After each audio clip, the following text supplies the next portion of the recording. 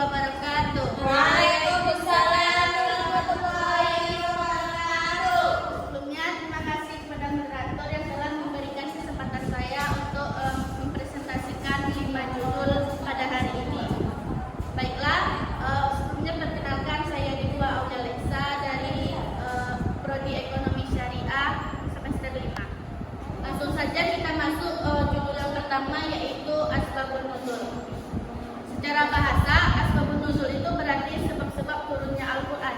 Sedangkan secara istilah, Asbabun Nuzul adalah kejadian atau pertanyaan yang menyebabkan turunnya ayat sebagai penjelasan dari Allah SWT.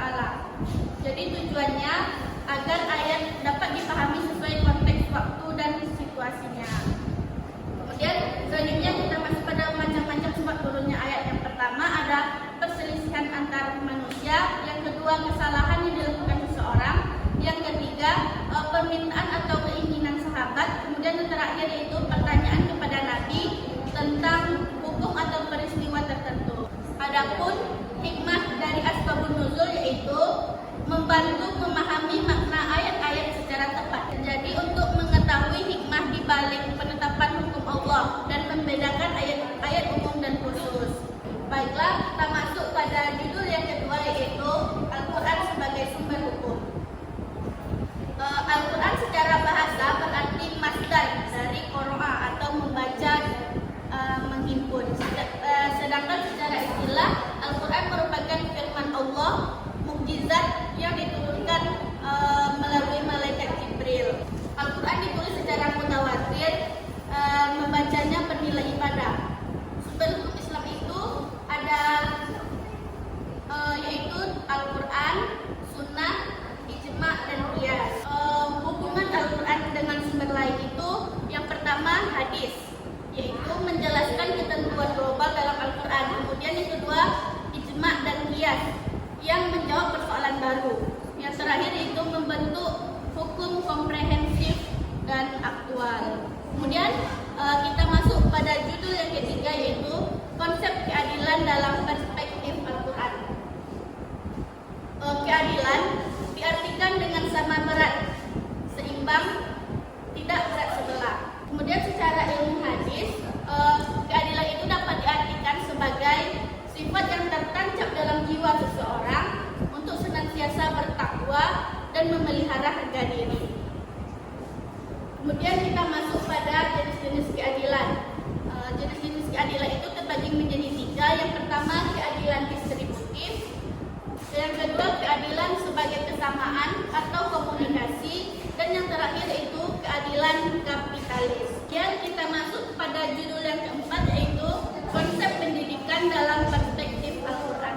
Adapun tujuan pendidikan dalam Islam ada 3. Yang pertama membentuk manusia sebagai hamba yang bertakwa. Kemudian yang kedua melahirkan pribadi muslim yang beriman, berilmu, dan beramal soleh. Sedangkan yang terakhir, yang ketiga, yaitu mencapai kehidupan dunia dan akhirat.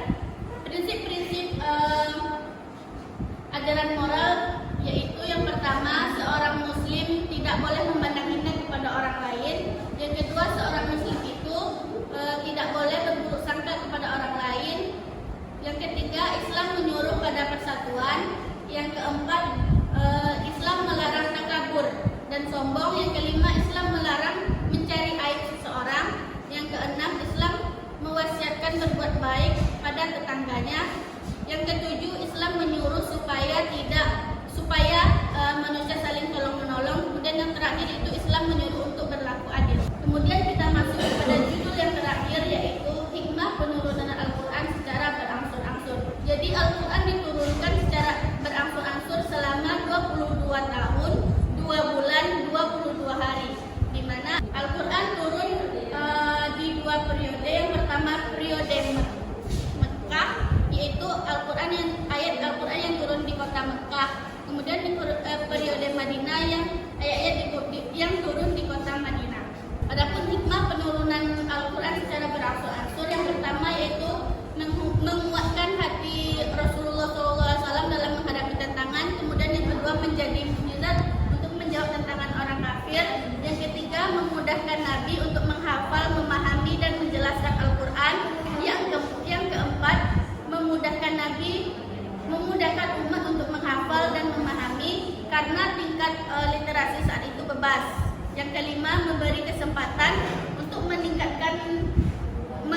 meninggalkan tradisi jahiliyah secara bertahap. Yang keenam, menjawab permasalahan masyarakat sesuai dengan konteks zamannya. Yang ketujuh, menjelaskan nasib dan mansukh dalam hukum Al-Quran.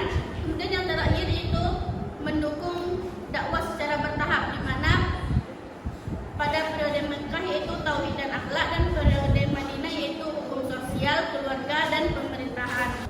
Adapun manfaat dan makna dari hikmah turunnya Al-Quran secara berangsur yaitu mempermudah hafalan dan pengalaman bagi umat, kemudian menunjukkan Al-Quran responsif terhadap perkembangan sosial dan budaya. Yang ketiga, membuktikan otentisitas Al-Quran sebagai wahyu Allah Subhanahu wa taala, bukan karya Nabi Muhammad.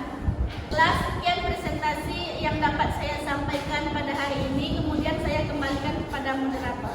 Pada Dipa, selanjutnya sesi tanya jawab. Tanya pertama yang akan disampaikan oleh Rahmat Rihaziz. Kepada Rahmat, silakan. Nama saya Rahmat Aziz, saya akan bertanya kepada Diva. Sebutkan sumber-sumber hukum Islam. Baiklah, saya akan menjawab pertanyaan dari Rahmat, yaitu sebutkan sumber-sumber hukum Islam. Jadi sumber-sumber hukum Islam itu ada 4. Yang pertama Al-Quran, yang kedua hadis, yang ketiga ijma, dan yang keempat qiyas. Diva, jawaban sudah tepat sekali. Pertanyaan selanjutnya akan disampaikan oleh Ayu Azhari. Kepada Ayu, disilakan. Waalaikumsalam warahmatullahi wabarakatuh. Saya Ayu Azhari akan bertanya kepada Dipa mengenai apa itu asbabun nuzul. Terima kasih. Baiklah, saya akan menjawab pertanyaan dari Ayu Azhari, yaitu apa yang dimaksud dengan asbabun nuzul. Asbabun nuzul itu secara bahasa berarti sebab-sebab turunnya ayat Al-Quran. Sedangkan secara istilah asbabun nuzul adalah kejadian atau pertanyaan yang menyebabkan turunnya ayat sebagai penjelasan dari Allah Subhanahu wa taala. Gimana Ayu? Ya. Kepada teman-teman yang sudah berkontribusi untuk pertanyaan dari Dipa, selanjutnya sesi penutup yang akan disampaikan oleh Dipa. Baiklah, sekian presentasi saya pada hari ini. Terima kasih kepada teman-teman yang sudah berkontribusi untuk mendengarkan maupun yang bertanya pada presentasi saya pada saat ini. Sebelumnya saya ucapkan beribu maaf jika ada kesalahan. Saya tutup dengan Assalamualaikum warahmatullahi wabarakatuh.